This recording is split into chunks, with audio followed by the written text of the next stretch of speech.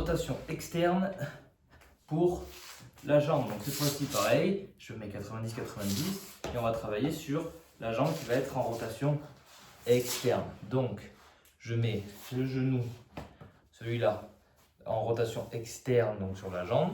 Ok, l'autre jambe à 90 degrés, elle peut être tendue, c'est pas un souci.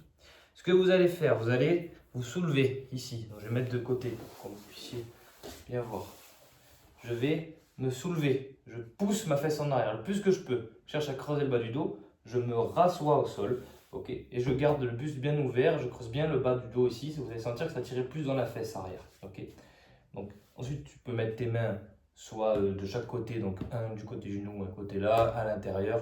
Ça c'est toi qui vois comment tu peux te mettre, mais tu dois sentir que peu importe ta position de l'étirement, que ça doit recruter et que ça doit tirer à l'endroit que tu cherches, donc derrière la fesse, sous la fesse, un peu derrière la jambe aussi, et que ça que ça intéresse et en tout cas que ça étire le tissu que toi tu as envie que ça étire. Ok, il n'y a pas de position vraiment meilleure sur les étirements, mais tu dois sentir que ça recrute et que ça tire là où tu veux que ça tire.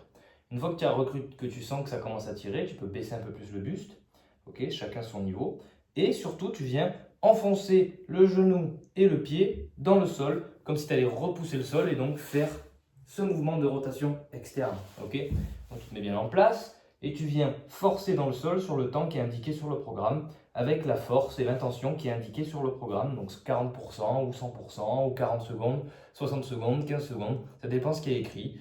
Mais du coup, on force avec l'intention de 40% par exemple et de 40 secondes en maintien sur l'étirement.